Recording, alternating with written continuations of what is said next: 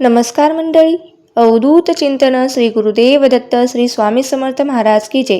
आज आपण आजच्या व्हिडिओमध्ये जाणून घेणार आहोत की जी अधिक महिन्यात येणारी पौर्णिमा का खास असते, त्या पौर्णिमेला इतके महत्त्व का असते, याची संपूर्ण माहिती आपण आजच्या व्हिडिओमध्ये पाहणार आहोत. त्यामुळे व्हिडिओ स्किप न करता शेवटपर्यंत पहा. बघा, 31 मेला ही अधिक महिन्यातील पौर्णिमा येत आहे. अधिक महिन्यातील पौर्णिमा म्हटलं की ही 3 वर्षातून एकदा ही सुवर्ण संधी मिळत असते. आता पौर्णिमा म्हटलं की लक्ष्मी मातेची तिथी ही असते आणि अधिक मास हा भगवान विष्णूंना समर्पित असणारा महिना असतो आणि या महिन्यात विष्णूची पूजा, आराधना, सेवा, व्रत केले जाते. तसेच पौर्णिमेला देखील अनेक व्रत वैकल्य केले जातात, विधी केले जातात. आज आपण ज्या काही गोष्टी आहेत ते जाणून घेणार आहोत. त्यामध्ये खास करून या दिवशी सकाळी उठल्यापासून ते रात्री झोपेपर्यंत आपल्याला काय काय कामे करायची आहेत, काय काय सेवा करायच्या आहेत, काय काय उपाय करायचे आहेत, याविषयी जाणून घेणार आहोत. त्यामुळे व्हिडिओ स्किप न करता शेवटपर्यंत पहा. आणि तसेच कोणते 11 महत्त्वाची कामे आपल्याला करायची आहेत जेणेकरून आपल्याला आपल्या आयुष्यात दुःख, संकट, अडचणी येणार नाहीत. बघा, सर्वप्रथम काय करायचं आहे की आता आपण जाणून घेऊ आधी पौर्णिमा कधी आहे. तर सर्वप्रथम पौर्णिमेचा प्रारंभ हा कधी होणार आहे आणि समाप्ती कधी होणार आहे. तर बघा, 30 मे 2026 रोजी शनिवारी पौर्णिमा दुपारी 11:58 सुरू होत आहे आणि ही पौर्णिमा समाप्ती रविवारी दुपारी 2:14 समाप्ती होत आहे. त्यामुळे 30 तारखेला किंवा 31 तारखेला प्रदोष काळामध्ये सत्यनारायण करायचं आहे आणि या संपूर्ण अधिक महिन्यात आपण कधीही सत्यनारायण करू शकतो. पण जे लोक पौर्णिमेचं औचित्य साधून सत्यनारायण करणार आहेत त्यांनी 30 तारखेला करायचं आहे आणि ज्यांना 30 तारखेला करणं शक्य नाही त्यांनी 31 तारखेला केलं तरीही चालतं. त्याचप्रमाणे सेवा उपाय सुद्धा करणं देखील या दोन्ही दिवशी महत्त्वाचं आहे. आता कुठली कामे करायची आहेत, तर सर्वप्रथम आपण जाणून घेऊया की आपल्याला कुठल्या प्रकारची कामे करायची आहेत. तर सगळ्यात पहिलं आणि महत्त्वाचं म्हणजे आंघोळीच्या पाण्यामध्ये आपल्याला गंगाजल आणि चिमूटभर हळद मिसळायची आहे आणि त्या पाण्याने आपल्याला आंघोळ करायची आहे. या व्यतिरिक्त तुम्ही कच्चे दूध म्हणजे न तापवलेले दूध जे आहे ते सुद्धा तुम्ही 1 चमचा टाकू शकता.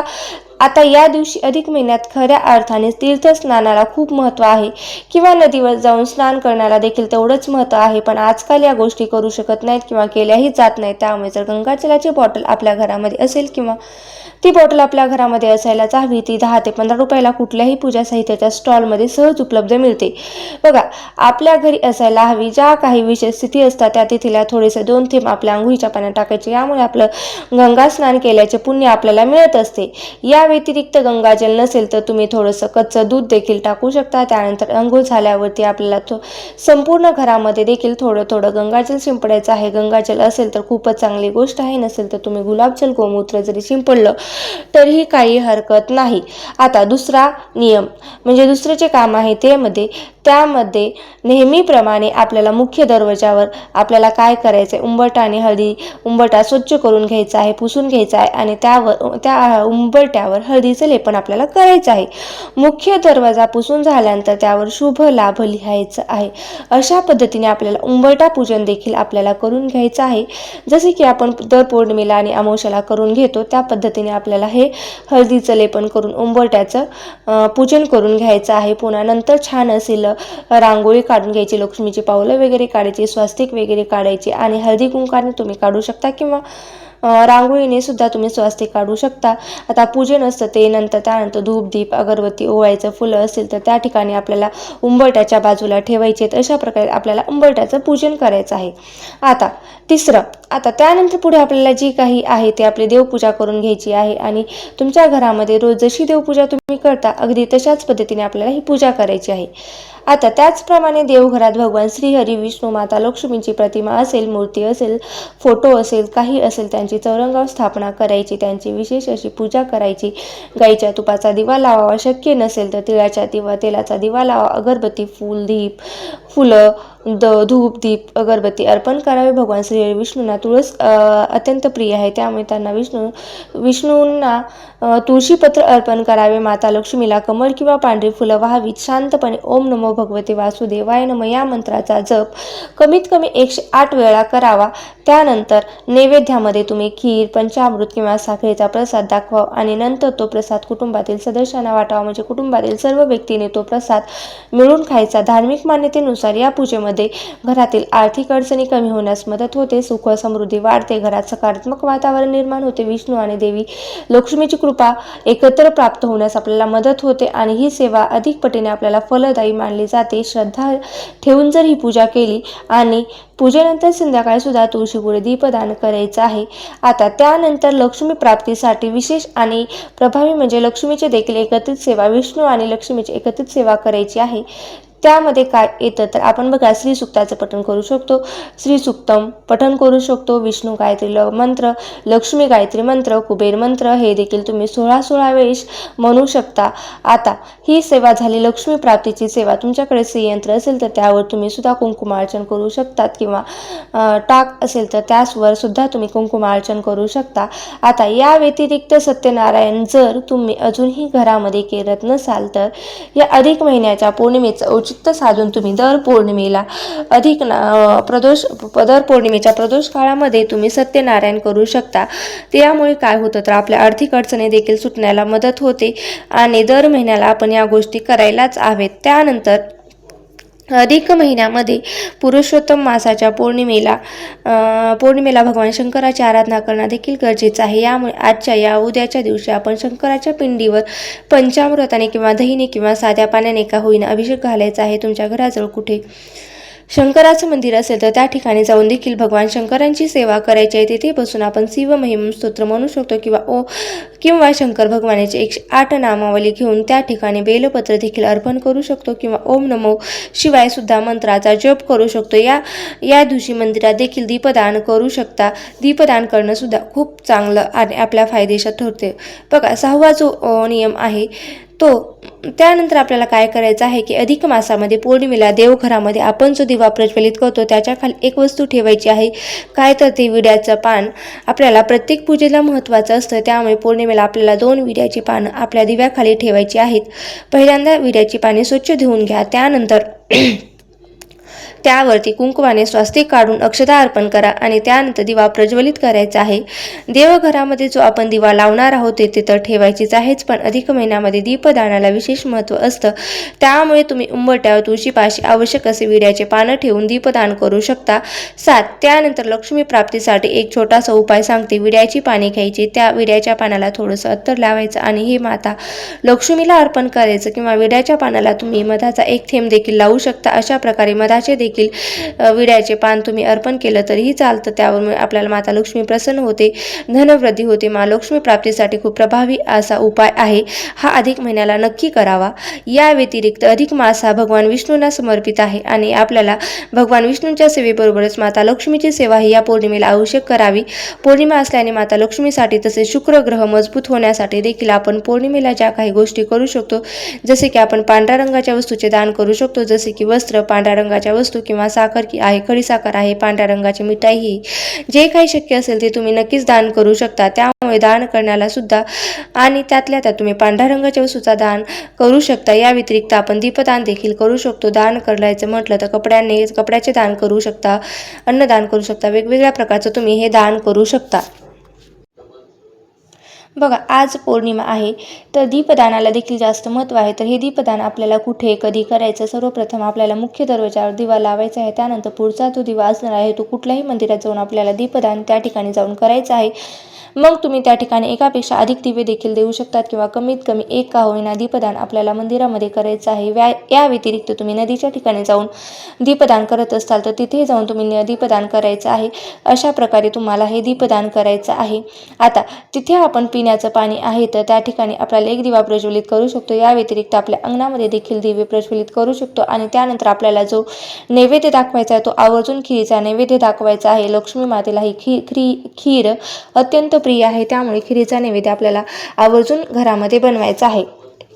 आता अजून जरी तुम्ही तुळशी मातेला सौभाग्याचे अलंकार अर्पण केले नसतील तर आज या संधी सोडू नका आणि तुळशी मातेला आवर्जून कुठलाही एक अलंकार, त्यामध्ये हिरव्या बांगड्या जरी असतील तरीही तुम्ही तुळशी मातेला अर्पण करायचे आहेत, किंवा आपली परिस्थिती थोडीशी चांगली असेल तर एखादी साडी किंवा ब्लाऊज पीस का होईना ते अर्पण करायचं आहे. ज्या ज्या वस्तू तुम्ही अर्पण करणार आहे त्या दुसऱ्या दिवशी एखाद्या गरीब व्यक्तीला दान करायचे आहेत, ज्यामध्ये घरामध्ये सौभाग्य प्राप्त होत असतं असं म्हटलं जात आहे. त्याचसोबत पौर्णिमेच्या दिवशी चंद्राची देखील पूजा केली जाते. ज्यांचा चंद्र खराब आहे त्यांनी आवर्जून पौर्णिमेच्या दिवशी चंद्राची पूजा करावी. ज्यांचा चंद्र खराब नाही त्यांनी देखील चंद्राची पूजा केली तर त्यांचं मानसिक स्वास्थ्य चांगलं राहण्यासाठी मदत होत असते. निर्णय घेण्याची क्षमता त्यांची वाढत असते. त्यामुळे आज किंवा उद्या आपल्याला चंद्राला अर्घ्य द्यायचं आहे. दूध, पाणी, त्यामध्ये थोडीशी साखर अशाप्रमाणे एकत्र करून आपल्याला चंद्राला अर्घ्य द्यायचा आहे. सूर्याला ज्याप्रमाणे अर्घ्य देतो त्याच पद्धतीने आपल्याला चंद्राला देखील अर्घ्य द्यायचा आहे. तुपाचा किंवा तेलाचा दिवा लावून चंद्रदेवाला ओवाळायचा आहे. त्यांना प्रणाम करायचे. अर्घ्य देताना कोणताही मंत्र येत नसेल तर तुम्ही साधा मंत्र म्हणा, ओम चंद्र देवाय नमः. एक वाटी खीर घेऊन चंद्राला नैवेद्य दाखवा. प्रार्थना करा, हे देवा याचा भोग स्वीकारा आणि याचा प्रसाद बनवा. ही खीर नंतर घरातील सर्वांनी बनवलेल्या खीरीत मिक्स करा आणि वाटीतील प्रसाद टाकून सर्वांनी खायचा आहे. यामुळे लक्ष्मी स्थिर करण्याचा अत्यंत प्रभावी उपाय आहे. हा प्रभाव तुम्ही नक्की करून बघा. त्यासोबतच पौर्णिमेच्या दिवशी जर आपण पितरांसाठी काही सेवा केल्या तर त्याचं देखील आपल्याला फळ मिळतं आणि आपलं पितृदोषापासून मुक्तताही होत असते. उद्याच्या दिवशी म्हणजे आज पिंपळाच्या झाडाजवळ आपल्याला एक कणकेचा दिवा लावायचा आहे. आता पिंपळाच्या झाडाला जर आपण कणकेचा दिवा लावला तर निश्चितच आपल्याकडून ते देखील एक प्रकारचं दीपदान होणार आहे. त्यामुळे कणकेचा दिवा त्यासोबतच का लावायचा आहे तर दूध मिश्रित आणि त्यामध्ये आपल्याला थोडंसं गूळ अशा प्रकारे मिश्रित घालायचं आहे. पिंपळाच्या झाडाला घालायचं आहे. याने देखील आपला पितृदोष दूर होण्यासाठी मदत होत असते. त्या ठिकाणी कमीत कमी 11 प्रदक्षिणा देखील घालायच्या आहेत आणि ओम नमो भगवते वासुदेवाय नमः या मंत्राचा देखील आपल्याला जप करायचा आहे. त्यानंतर आपल्याला उंबरठ्यावर संध्याकाळच्या वेळेस 5 कापराच्या वड्या देखील जाळायच्या आहेत. आता या वड्या जाळताना तुम्ही एक छोटीशी वाटी किंवा पंती घेऊ शकता. त्यामध्ये तांदूळ ठेवू शकता आणि अशा प्रकारे 5 कापराच्या वड्या तुम्ही प्रज्वलित करू शकता. जर तुमच्याकडे 2 लवंग किंवा 1 तमालपत्र असेल तर ते देखील आवर्जून टाकावे. हे प्रज्वलित करताना तुम्हाला बाहेर बसायचं आहे आणि आपलं जे तोंड आहे ते आपल्या घराकडे करायचे आहे. अशा पद्धतीने या कापराच्या वड्या आपल्याला जाळायच्या आहेत. जोपर्यंत ते प्रज्वलित होणार आहे तोपर्यंत आपल्याला श्री स्वामी समर्थ किंवा ओम नमः शिवाय असा मंत्र म्हणायचा आहे आणि हा उपाय तुम्हाला संध्याकाळी 6 ते 6:15च्या आतच करायचा आहे. या दरम्यानच करायचा आहे. त्यासोबतच देवघरासमोर देखील आपल्याला कापूर जाळायचा आहे आणि त्यासोबतच आपल्याला लवंग देखील जाळायचे आहेत. अशा प्रकारे आपण कापरासोबत लवंग जाळली तर आपल्या घरातील नकारात्मकता दूर होते. या व्यतिरिक्त लक्ष्मी मातेचा आशीर्वाद देखील आपल्याला प्राप्त होत असतो. अशा प्रकारे आपल्याला हे नियम पाळायचे आहेत किंवा हे कामं करायचे आहेत. आता या दिवशी गरिबांना दान दिले बघा, तसेच या दिवशी गरिबांना दान दिले तर त्याचं पुण्यसुद्धा आपल्याला मिळतं. आता तुम्ही म्हणाल आपण पुण्य तर घेत नाही ना, तर त्याचबरोबर खरोखरच असतं. दानाचे पात्र मानले गेलेले आहेत. तरी दरिद्र नारायण समजून नारायण दान करा. हे देवा, तुम्ही आम्हालाच हे अर्पण करत आहात, तुम्हीच या स्वरूपात बसला आहात असे भावनेने साथ घाला. पौर्णिमेच्या दिवशी तुळशीचे पान, तुळशीची पाने तोडू नयेत ही काळजी नक्की घ्यावी. तसेच आता जगाच्या पाठीवर कुठलीही कुलदेवी असेल तर तुम्ही दुर्गा सप्तशती ग्रंथाचं पारायण करायचं असतं. या अधिक महिन्यात अवचित्त साधून आपल्याला कुलदेवीची ओटी भरणं खूप महत्त्वाचं आहे. आणि खरंच जर तुम्ही या अधिक महिन्यात तुमच्या मूळ पीठावर गेला असाल आणि तिची ओटी खणनारायणाने ओटी भरला असाल तर खूपच चांगलं आहे. पण तुम्ही नक्की हे एकदा ओटी भरायला काही हरकत नाही. कुलदेवीची ओटी आता आपण मूळ पीठावर जाऊन कुलदेवीची ओटी भरणं ज्यांना शक्य असेल तर ते तर सोन्याहून पिवळं आहे. पण ज्यांना शक्य नाही त्याने काय करायचं आहे तर जवळपास कुठल्याही मंदिरात जायचं. आपल्या कुलदेवीचं मंदिर असेल तर तेथे जाऊन ओटी भरायची. तर आपल्या घरात कुलदेवीचा फोटो टाक असेल, मूर्ती असेल तिथे सुद्धा तुम्ही कुलदेवीची ओटी ही भरू शकता. या अधिक महिन्याच्या पौर्णिमेला तुम्ही वाण देऊ शकता. मूळ पीठावर जाऊन दिलं तर अतिशय उत्तम. नाही तर या पौर्णिमेचं औचित्य साधून तुम्ही देवीला वाण देऊ शकता. 33 बताशे, 33 अनाशे दीपदान करू शकता. 33 दिव्याचं दान तुम्ही करू शकता. एखाद्या तांब्याचं भांडं असेल तर तेही तुम्ही दान म्हणून अर्पण करू शकता. कृष्णाला वाण द्यायचं असेल तर आम्हाला महाराजांना तुम्हाला वाण द्यायचं असेल तर तुम्ही यथाशक्ती हे वाण देऊ शकता. त्यानंतर शेवटचं काम की शेवटी जी सेवा आहे ती कसली तरी म्हणजे आणि सगळ्यात जी शेवटची सेवा येते म्हणजे त्यानंतर तुम्ही काय करायचे, सवाशीण किंवा कुमारिकेला सेवा आहेत. या महिन्यात देखील समजा एखादी पौर्णिमेच्या दिवशी जर एखादी सुवासीन घरी बोलवलं, तिला हळदी कुंकू लावून तिचा मानपान केला, पूजा केली, तिला साधं दूध खीर खायला दिलं तरी त्याने देखील माता लक्ष्मी प्रसन्न होते. त्या महिलेला जर काही दुसरंही देणं शक्य असेल तर जसे बांगडी, चाळी, साडी, चोळी, शृंगाराचे साहित्य जे आपल्या आर्थिक परिस्थितीनुसार आपल्याला देणं शक्य होणार आहे ते तरीही दिलं तरी माता लक्ष्मीचा आशीर्वाद हा आपल्याला प्राप्त होतो. तर अशा पद्धतीने 11 गोष्टी आपल्याला ह्या करायच्या आहेत. जेवढ्या तुम्हाला जमतील तेवढ्या तुम्ही करा. ज्यांना जेवढ्या जमतील तेवढ्या आवर्जून करा.